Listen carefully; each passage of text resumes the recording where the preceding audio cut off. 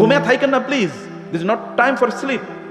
এটা ঘুমের সময় না, এখন যৌবন যার, যুদ্ধে যাবার তার শ্রেষ্ঠতম সময়। তো যুদ্ধ কি? ওয়াল্লাযীনা জাহাদু ফীনা লানাহদিয়ান্নাহুম সুবুলানা। চেষ্টা করে দেখেন, আল্লাহ আপনাকে পথ দেখাবেনই দেখাবেন।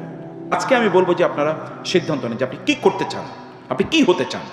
ডিফাইন ইট, রেখুন, লিখে রাখুন, এবং আপনার টেবিলের সামনে এটাকে লিখে রাখুন। প্রতিদিন এটা পড়ুন কয়েকবার, সকাল সন্ধ্যা, ঘুমের আগে, ঘুম থেকে উঠে এটা দিকে তাকান, আমি এটা হতে চাই, এটা হতে চাই। 1 মাস করে দেখেন আপনার মধ্যে কে স্পিরিট ডেভেলপ করে, এবং আপনার কি গতি, স্পিড ডেভেলপ করে। দেখেন আপনার কাজের কি গতি। আপনি বাংলা ডিপার্টমেন্টে পড়েন, দেখে সমস্যা কি?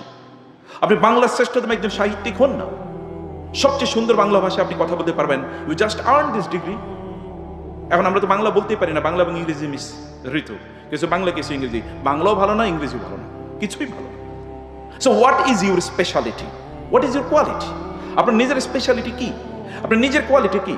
আপনি এমন একটা গুণ নিজের ব্যাপারে বলতে হবে যে গুণ দিয়ে আপনি specialised and you are identified. আপনার এই গুণটার কারণে আপনি পরিচিত, লোকেরা আপনাকে জানে যে তিনি এইরকম। যেমন আপনার নবীকে লোকেরা জানতেন ট্রাস্টওয়ার্দি, ট্রুথফুল, পরম সত্যবাদী, পরম বিশ্বাস। তিনি জানতেন, লোকেরা জানতো ইনি কোনোদিন ঠকাবেন না। Muhammad will never cheat, will never hurt, will never mistreat. লোকেরা জানতো সাল্লাল্লাহু আলাইহি ওয়াসাল্লাম। তাই এমন একটা জিনিস আপনার জন্য করেন, ঘুমিয়ে থাকেন না please, this is not time for sleep. এটা ঘুমের সময় না, এখন যৌবন যার, যুদ্ধে যাবার তার শ্রেষ্ঠতম সময়। তো যুদ্ধ কি? ওয়াল্লাযীনা জাহাদু ফীনা লানাহদিয়ান্নাহুম সুবুলানা। চেষ্টা করে দেখেন, আল্লাহ আপনাকে পথ দেখাবেনই দেখাবেন।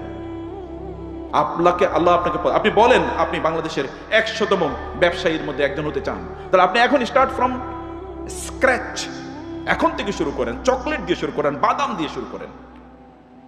আপনি দেখেন এরকম মোটিভেশন, তো শয়তান সবচেয়ে বড় মোটিভেশনাল স্পিকার। আমি এই কারণে মোটিভেশনের কথা আপনাকে বলছেন, আমি real citing from the Quran the সুন্নাহ। আপনি দেখেন আল্লাহ রাসূল সাল্লাল্লাহু আলাইহি ওয়াসাল্লাম যখন দিন প্রচারে কাজ করা শুরু করলো, মক্কায় তো তিনি ছাড়া কেউ নেই, এবং তার স্ত্রী, তিনি এবং তার স্ত্রী।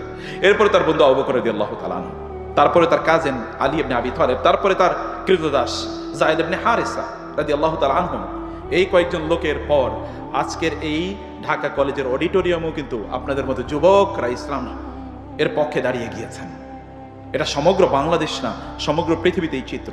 এমন কোনো জায়গা পাবেন না যেখানে গিয়ে আপনি পাবেন না মিনার থেকে উচ্চারিত হয় আশহাদু আন্না মুহাম্মাদার রাসূলুল্লাহ।